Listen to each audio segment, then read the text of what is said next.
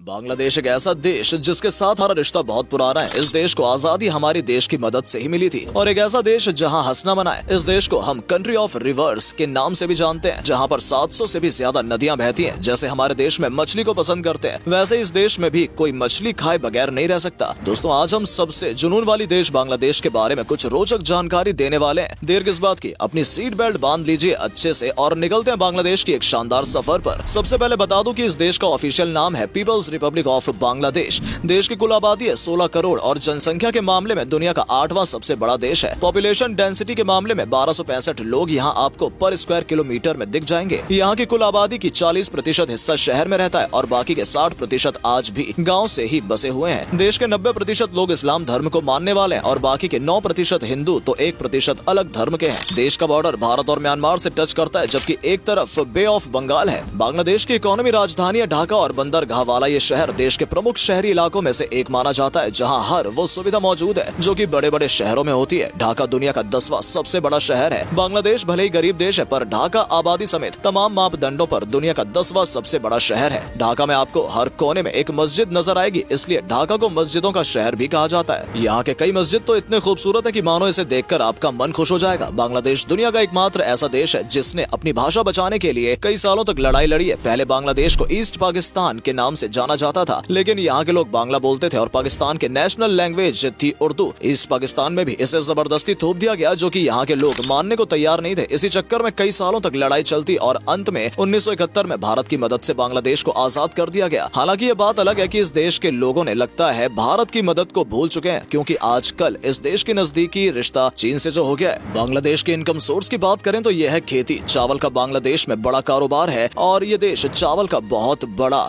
Exporter है। देश की लगभग 67% भाग जमीन यहाँ की एग्रीकल्चर के लिए इस्तेमाल की जाती है। इसके अलावा दुनिया में जितनी भी बड़ी गारमेंट कंपनी है, उनका प्रोडक्शन बांग्लादेश में ही होता है। दुनिया के टोटल गारमेंट इंडस्ट्री का 60% प्रोडक्शन इस देश में ही होता है। साथ ही पूरी दुनिया में इस्तेमाल होने वाली टोटल चाय का 3% हिस्सा बांग्लादेश उत्पाद करता है। यहाँ तकरीबन 50 लाख लोग चाय के प्रोडक्शन प्रोसेस से जुड़े हुए हैं और अपना घर परिवार चला रहे हैं। बांग्लादेश में लड़कियों की लाइफ काफी मुश्किल होती है। नाइजीरिया के बाद बाल विवाह के मामले में बांग्लादेश दूसरे नंबर पर आता है। यहाँ के कानून के मुताबिक 18 साल से पहले शादी करना लीगल है, लेकिन यूनिसेफ द्वारा करवाए गए सर्वे में ये बात सामने आई कि करीब 74% बांग्लादेशी महिलाओं की शादी 18 साल से पहले ही कर दी जाती है। इतना ही नहीं, ऐसे कई मामले भी सामने आते हैं जिनमें पैसों के लिए बच्चियों की शादी बुजुर्गों से करवा दी जाती है। एक समय ऐसा भी था जब यहाँ की महिलाओं का सुंदर होना खतरों से कम नहीं था। यहाँ पर आज से कई साल पहले बहुत गरीबी थी और ऐसे में यहाँ के पैसे वाले और रसूखदार लोग महिलाओं को अपने साथ ही रखते थे। एक मर्द कई शादियां करता था सिर्फ और सिर्फ मौज करने के लिए। ऐसी थी देश की औरतों की हालत। बांग्लादेश के लोगों के बीच क्रिकेट का अलग ही जुनून है। क्रिकेट इस देश के हर इंसान के दिल में बसता है। बांग्लादेश की क्रिकेट टीम ने अपने शानदार प्रदर्शन से बहुत कम समय में ही इंटरनेशनल लेवल पर अपनी छाप छोड़ी है। आज तो ये टीम बड़े बड़े देशों को उनके घर में जाकर हराती है। हमारे यहाँ के IPL में भी बांग्लादेश के खिलाड़ियों का बोलबाला रहता है। जैसे हमारे लिए सुबह की चाय से दिन की शुरुआत होती है, वैसे ही यहाँ बांग्लादेश में लोगों को अखबार पढ़ने से होती है। अखबार पढ़ना बहुत पसंद है यहाँ के लोगों को, तभी तो यहाँ 2000 से ज्यादा अखबार और मैगजीन्स छापी जाती हैं। आपने जरूर बांग्लादेश के झंडे को देखा होगा। झंडे में आपने 2 कलर देखे होंगे, लाल और हरा। हरे रंग का मतलब होता है खुशहाली और लाल रंग का मतलब होता है बलिदान। जो बलिदान इस देश की आजादी के लिए यहाँ के लोगों ने दिया है। भारत और बांग्लादेश का सुंदर वन दुनिया का सबसे बड़ा सदाबहार वन है। सुंदर वन का 40% हिस्सा भारत में है तो 60% हिस्सा बांग्लादेश में। सुंदर वन को यूनेस्को वर्ल्ड हेरिटेज साइट्स में शामिल किया है, जो सुंदरी के पेड़ों के नाम पर रखा गया था। सुंदर वन बंगाल की शान रॉयल बंगाल टाइगर का घर है। बांग्लादेश की एक बात जो आपको चौंका सकती है वो ये है कि यहाँ के लोग मुस्कुराने को गलत मानते हैं। यहाँ आपको देखकर हंसने वाला कोई नहीं मिलेगा। इस देश में जो लोग भी स्माइल पास करते हैं वो ना समझ होते हैं। यहाँ के लोगों की माने तो मुस्कुराना इमेच्योरिटी होती है। बांग्लादेश को कंट्री ऑफ रिवर्स भी कहते हैं, क्योंकि इस छोटे से देश में 700 से ज्यादा नदियां बहती हैं। एशिया की 3 सबसे बड़ी नदियां गंगा, मेघना और ब्रह्मपुत्र, ये तीनों ही बांग्लादेश से बहती हैं। हालांकि इन नदियों के फायदे भी अनेक हैं तो नुकसान भी बड़ा है। इन नदियों के कारण बांग्लादेश में हर साल भयानक बाढ़ आती है, जो यहाँ की अर्थव्यवस्था को हिलाकर रख देती है। दोस्तों, बाढ़ से एक बात जो याद आई है वो ये कि बांग्लादेश में आपको बाढ़ के समय एक अनोखी चीज दिखती है। ये है बोट स्कूल। जैसा कि आपसे पहले कहा था कि बाढ़ की वजह से यहाँ का सब कुछ तबाह हो जाता है, लेकिन बच्चों का पढ़ाई में कोई नुकसान ना हो, इसलिए देश में बोट स्कूल का कॉन्सेप्ट शुरू किया गया है और ये बहुत बड़ी सफलता भी है। ज्यादातर देशों में हम कहते हैं कि 4 सीजन होते हैं, लेकिन आपको बता दूं कि बांग्लादेश में 6 सीजन होते हैं। समर, ऑटम, विंटर और स्प्रिंग के अलावा ये 2 रेनी और कूल सीजन। एक बात जो आपको बांग्लादेश की बिल्कुल भी अच्छी नहीं लगेगी वो ये है कि यहाँ पर पर बहुत गंदगी आपको देखने को मिलेगी। यहाँ पर आपको शायद सबसे ज्यादा ऐसी चीज से परेशानी हो सकती है। कई साल हो गए हैं लेकिन चीजें अब तक नहीं बदली हैं। गंदगी के बाद एक और समस्या जो इस देश को परेशान कर रही है वो ये है कि यहाँ पर ट्रैफिक की बहुत दिक्कत है। बांग्लादेश में आपको हर जगह भयानक ट्रैफिक देखने को मिलेगा। साइकिल और रिक्शा की वजह से यहाँ पर खतरनाक जाम दिखता है। आप जहाँ भी जाएंगे आपको चारों तरफ ट्रैफिक ही ट्रैफिक नजर आएगा।